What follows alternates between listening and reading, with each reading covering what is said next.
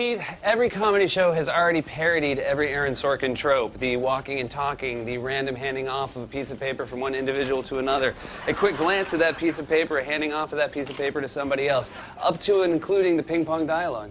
The ping pong dialogue? The ping pong dialogue. The ping pong dialogue? The ping pong dialogue. The countless parodies aside, we have all marveled at how Aaron Sorkin writes memorable dialogues. It might be cool now to diss his recurring tropes or how all his characters tend to sound the same. But I'm sure at some point we have all quoted his work to sound smart. You want the truth? What? You cannot handle the truth. Now that I've managed to remind you of how great a writer Sorkin might be, I need you to take a giant leap of faith with me. It might seem weird, but just hear me out. What if one of the greatest writers of all time had to write one of the best comedies ever? Welcome to Chalchitra Talks. I am Hindol and today I ask you, what if Aaron Sorkin wrote Hera Pheri? Now this isn't an entirely random thought and neither is it just based on Sorkin's ability to write punchy dialogue. In fact, you might be surprised to see how much of Sorkin's techniques already apply to the film. Here's why I think Hera Pheri could be an interesting challenge for Sorkin. Chapter 1. Sorkin in Star Garage, World and Setting.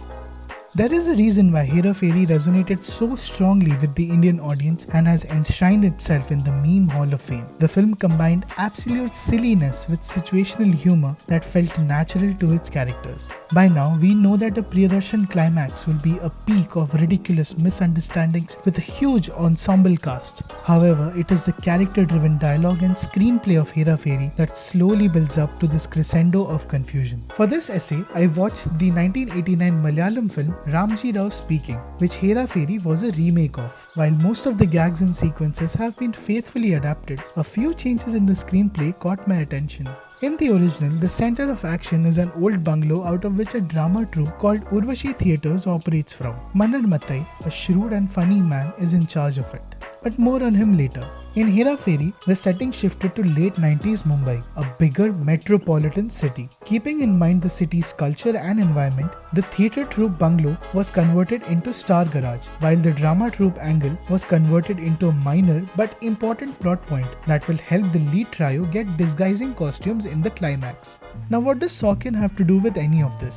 In any Sorkin creation, the world of the characters is a specific cultural and institutional setting, where the outer physical objectives of the characters act out as manifestations of their inner wants and needs. In The Social Network, our world shifts between Harvard and the American tech industry, where Mark Zuckerberg has a conscious want, creating a way to socialize online, which in turn is fueled by his inner subconscious need for social validation and to distinguish himself as a smart person. The task could be as specific as it could get: lobbying for a White House bill, improving a TV show's ratings, signing the right baseball player, and so on. This actually helps the characters mask their true feelings under technical jargon and adds some complexity to an otherwise normal argument.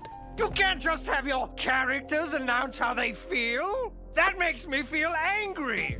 Except in Hera Pheri, the lead trio is unemployed. Technically, Babu Rao isn't, but let's face it, he gets more inquiries for fishes than his garage cars. It would be interesting to see how Sorkin adapts their dynamics into an interesting setting, probably as an office comedy or actually retaining the bumbling and misfit family sitcom aesthetic. Now, as you would have observed by now, everything is planned in this essay, and I didn't bring up those two genres without reason. Sorkin himself has confessed his love for comedy shows, and you'd be surprised to know what he actually wants to write. The Office. So you would think I would want to write an episode of that, right? Except I think I'd do badly. I think I'd make The Office less good. I was late to catch up to Schitt's Creek. That's another show I would love to write for those actors, but would not do the actors or the show any favors by doing so. Bad mother! Chapter 2. A Few Good Men. Characters and Theme. I don't remember the first time I watched Hera Pheri, but I definitely remember what stayed with me the most. It was indeed Babu Rao Ganpat Rao Apte.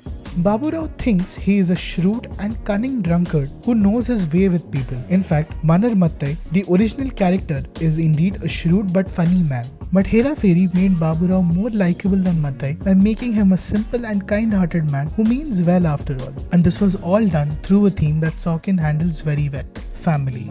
Let's look at Baburao's wants and needs. His want is a lot of money, which he needs to clear off his father's debts and in turn earn respect from the society that sees him just as another drunk loser. In fact, all the characters have a family connection. Raju wants his mother to be proud of him. Shyam is an outsider in the big city who needs money to repay his friend, who in turn wants to get his sister married. And eventually, Raju, Shyam and Baburao come together to become each other's family through their common shared pain. It's okay to be alone in a big city if you can find family at work. But it's one thing to impart a character with qualities and another to reveal them to the audience through action. Action is character. The means or tactics used by a character to achieve something defines what kind of person they are. It all boils down to intention and obstacles. Somebody wants something standing in their way of getting it. They want the girl, they want the money, they want to get to Philadelphia. Something formidable is standing in their way, and the tactics that that character uses to overcome the obstacle is going to define who the character is. Intention, obstacle, and tactics form the basics of any Sorkin scene. Let's watch this one. You didn't have seconds. You had 3 weeks. The universe was created in a third of that time. Well, someday you'll have to tell us how you did it. Here, Steve wants the Macintosh to say hello during the product launch, which Andy finds impossible. Steve's intention is to make the impossible happen, while Andy's intention is to give him a reality check. Steve's tactics are of intimidation and threatening, while Andy's tactics involve using logic and some last-minute humor to salvage the situation. As we can see, the two intentions are as further apart as possible, leading to conflict in the scene. I grew up really enjoying the sound of a good argument, of smart people arguing, and I just wanted to imitate that sound. Back in Hera Pheri, while the lead trio's intentions are roughly the same, which is to obtain lots of money, their inner beliefs and tactics become obstacles for each other. Overall, we can place Shyam as a lawfully good person as he wants to get his job using legitimate means, Baburao as neutral good, and Raju under chaotic good due to him choosing shortcuts to obtain money. Therefore, Raju and Shyam are at a natural conflict right from the first scene, while Baburao's reactions add to the comedic tension. देवा, इन दोनों के लफड़े पे मेरे को क्यों फंसा के रखा है? उठा ले रे बाबा, उठा ले। मेरे को नहीं रे, इन दोनों को उठा ले। So far, we've seen the characters of Hera Pheri might fit in well under Sorkin's character work pattern. It's interesting how the most sentimental bits of the film actually lend stakes and credibility to the shenanigans ahead. But how does the film hold up when it comes to Sorkin's greatest strength? Chapter 3: The Jest Wing. Smartness and dialogue. To be honest, this essay began with a random observation that almost all characters in Hera Pheri speak in punchlines, and that all Sorkin characters get to make smart jokes at each other. But if that were the only criteria, I would have thought of pitching Gunda to Sorkin instead. We do have a problem when it comes to dialogue, as shown to us by this YouTube comment. All Sorkin characters might be sounding like each other, and like Sorkin himself. You are a good man, Josh. Yes, I really am quite something. I'm really quite something. I'm really something. Seems to me that more and more we've come to expect less and less from each other. It seems to me that more and more we've come to expect less and less from each other. But it seems to me that more and more we've come to expect less and less of each other, and that's got to change.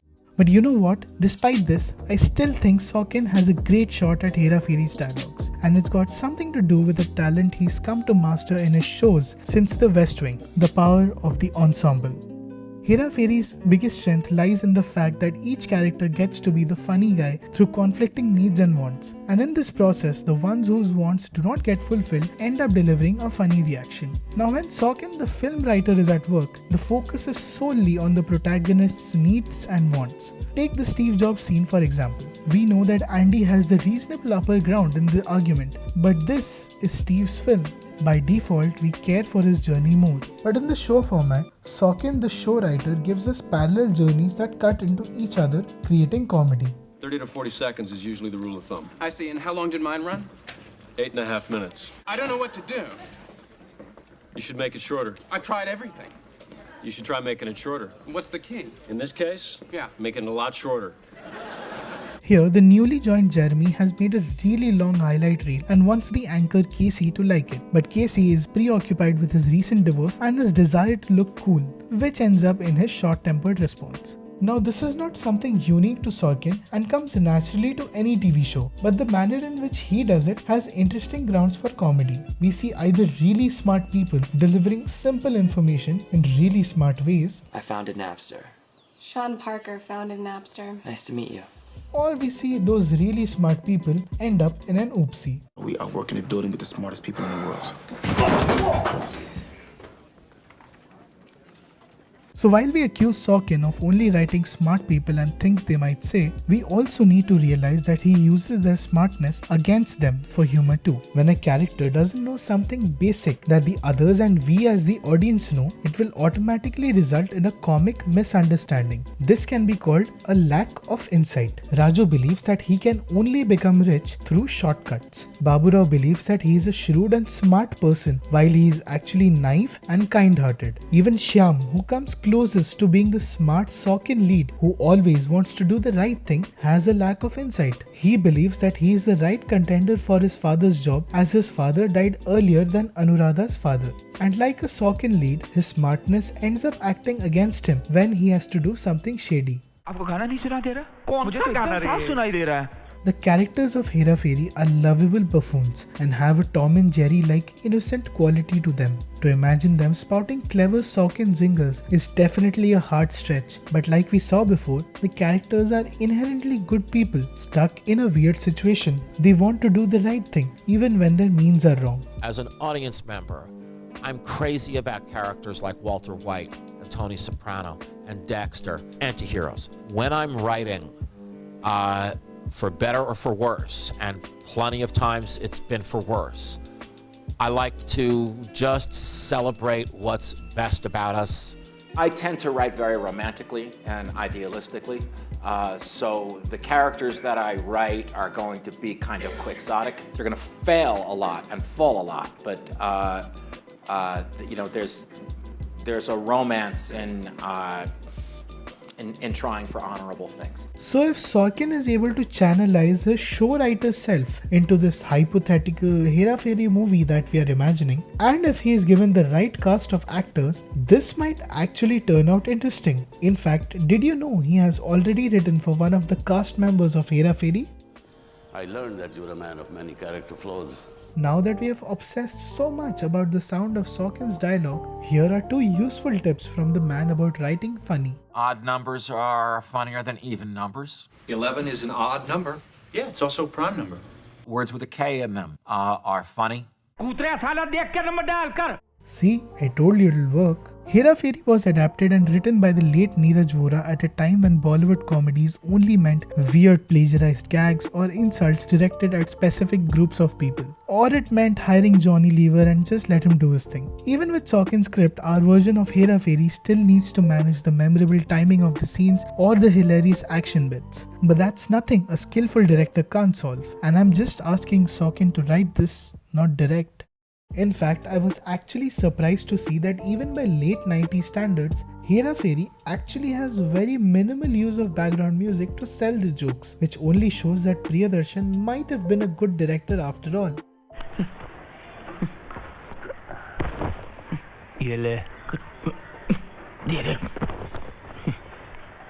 After all, good artists create, but great artists always get inspired. With that, I'd like to rest my case about Sorkin and Hera Pheri. Do let us know what you felt in the comments, and I look forward to seeing you in the next essay. And if you think I should be lynched for having thought all of this, I just have this to offer you. Give me a moment, would you, friend? I've never been on trial for my thoughts before.